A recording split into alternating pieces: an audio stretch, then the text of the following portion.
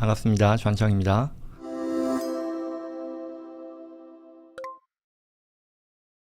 (10만 불의 여윳돈이 있다면 6.5%의 모기지를 갚겠느냐 아니면 5% 세이빙에 넣겠느냐라는 그런 질문이에요. 이게 게시판에 있었던 건데 재미있는 주제다 싶어서 얘기할 게 있어서 뽑아봤는데요. 그분이 얘기한 거는 이것저것 다 빼고 나면 남는 돈이 한 10만 불 있대요. 그런데 5%를 이자를 주는 세이빙 어카운트에 넣을까요? 아니면 6.5%를 지금 현재 모기지를 납부하고 있는데 이거를 갚는 데 쓸까요? 집값을 빨리 페이오프하고 싶습니다만 이자 계산이 어떻게 되는지, 모기지 이자가 더 높으니 여윳돈이 생기는 대로 갚는 게 더 이자를 아끼는 좋은 방법입니까? 라는 그런 질문이에요. 어떨까요? 뭐가 답일까요? 예전에 비슷한 그런 질문도 있긴 했었는데 다뤘던 것도 있는데 좀 잠깐 스텝백 해가지고요 이 얘기를 해보고 싶어요. 부채잖아요. 부채. 지금 모기지를 갚아버릴까요? 아니면 내가 세이빙으로 투자를 할까요? 라는 건데, 부채, 모기지는 부채죠. 내가 갚아야 되는 돈이죠. 그러면 부채라는 건 항상 나쁜 거냐라는 그런 질문을 해보는 거죠.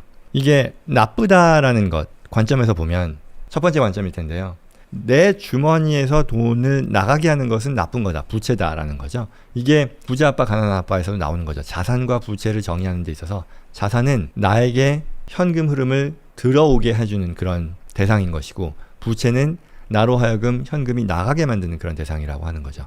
그러니 모기지는 이자가 나가는 거니까요. 내 주머니에서 돈을 나가게 하는 거니까 나쁜 거 아니냐라고 할 수 있는 거고요. 반면에요. 같은 책에서도요.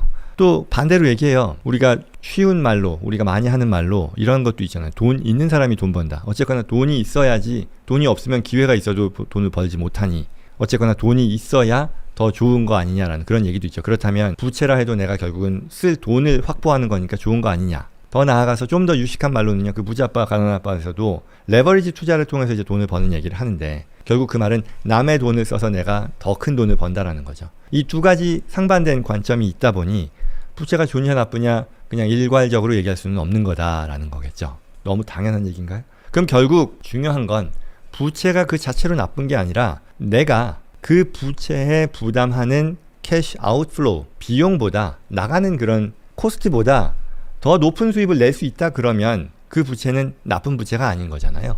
그렇게 볼 수 있겠죠. 이해되시죠? 내가 빌렸는데 이 앞선 그 사례의 분은 10만 불이라는 것이 있는데, 말하자면 그 10만 불을 통해 내가 모기지를 갚을 수도 있는데 안 갚는다는 것은 그 10만 불에 대해서 6.5%의 금융 비용을 부담하면서 내가 쓴다는 거잖아요. 그리고 그걸 5% 세이빙이라는 것은 5%의 수입을 내는데 할까요? 라는 그런 얘기로 바뀔 수 있는 거죠. 그렇게 보면 나가는 돈은 6.5%인데 버는 돈은 5%니까 1.5만큼 안 좋은 거 아니냐라고 할 수도 있어요. 근데 여기서 끝은 아닙니다. 근데 1차적으로 그와 같이 평가할 수 있다라는 거죠. 내가 갚는 게 낫냐 아니면 딴 데 투자하는 게 낫냐라는 것은 결국 금융 비용과 그로부터 내가 얻을 수 있는 수입의 비교일 거란 얘기죠. 그래서 더 높은 수입을 낼 수 있느냐를 가지고 판단한다. 그런데 하나 더 보자면은 결국 이 말이 10만 불이라고 했을 때 그 자금을 내가 사용하는 데 드는 비용이 결국 부채 비용일 텐데, 그리고 이걸 사용함으로써 얻을 수 있는 수익, 이 수익률인데 이 두 개를 비교한다라는 것인데요. 이게 단순히 숫자만 비교하는 그 금융 비용과 수익률만을 비교하는 것은 아니다. 왜? 세금 효과라는 부분이 있을 테니까 라는 거죠. 무슨 얘기냐면 부채 비용으로 내가 들이는 그 비용은 나의 소득세를 줄이는데 쓰일 수도 있을 거예요. 그렇다면 실질적으로 내가 비용을 들임으로써 세금 낼게 줄어든다고 하면 실제 비용은 그보다 낮을 수 있다는 거죠. 그렇죠? 내야 될 세금을 줄이는데 쓸 수 있기 때문에 결국 내 비용이 그보다 실질적으로는 낮을 수 있다. 무슨 얘기인지 이해되실 것 같은데요. 그리고 수입에 대해서도 마찬가지죠. 수입을 벌면 원래는 세금을 내잖아요. 그럼 내가 뭐 몇 퍼센트 수익이라 해도 세금 내고 나면 실제 수익은 그보다 낮은 건데, 만약에 내가 수입을 tax exempt income, 그러니까 비과세 수입으로 얻을 수 있다 그러면 또한 그거는 좋은 거죠. 실질적으로 애프터 텍스 인컴도 프리텍스 인컴하고 똑같은 거니까 좋을 거잖아요. 결국 그걸 감안해서 비교하는 게 필요하다라는 거죠. 자, 예를 들어서요. 앞서 사례자 같은 경우에 10만 불에 대해서 5% 이자로 부채 비용을 부담을 하는데 5%로 비과세 수익을 얻을 수 있다면 이게 어떻게 될까요? 이 말은 이분이요. 10만 불을 빌렸다는 거죠.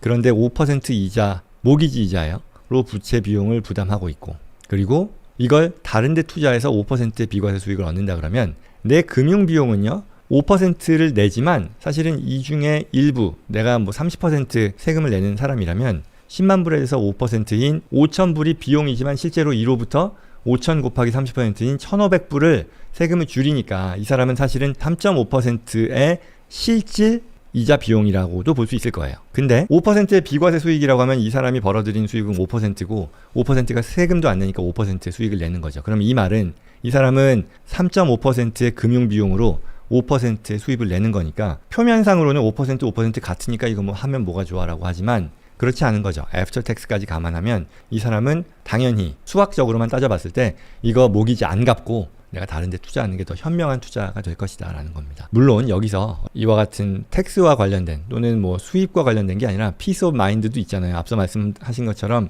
이분이 뭐 얼마 안 남았으니까 빨리 페이오프하고 마음의 어떤 안정을 찾고 다른 데 더 집중하겠다. 이것도 굉장히 중요한 가치니까요. 그런 부분까지 같이 고려해서 결정해야겠죠. 결국 요지는 어떤 부채를 계속해서 끌고 가느냐 또는 일으키느냐 마느냐를 판단하는 기준은 내가 그 부채를 가지고 얻을 수 있는 수입이 부채 비용보다 더 높으냐, 그리고 얼마나 내가 그게 컴포터블하냐, 컨피던 하느냐, 그리고 그건 텍스 효과를 감안했을 때 그런 거냐, 그리고 non 텍스 오리엔티드 된 그런 고려 사항들까지도 감안해서 종합적으로 결정하면 되겠다입니다. 그래서 이분 같은 경우는 뭐 10만 불 다시 돌아와서 아마 수학적으로 산수적으로만 따지면 뭐 이게 6.5% 5% 그리고 이 세이빙 어카운트가 뭐 어뉴이티나 이런 텍스 디퍼 그런 그 소득이라고 하면 이게 6.5가 아니라 서로 아마 비슷한 수준의 레이트 될 것 같은데요. 그럼에도 저 같으면 그냥 이건 10만 불 정도 6.5% 그리고 페이오프 하는 그런 금융 비용이라고 하면 그냥 갚지 않을까 싶긴 합니다. 네.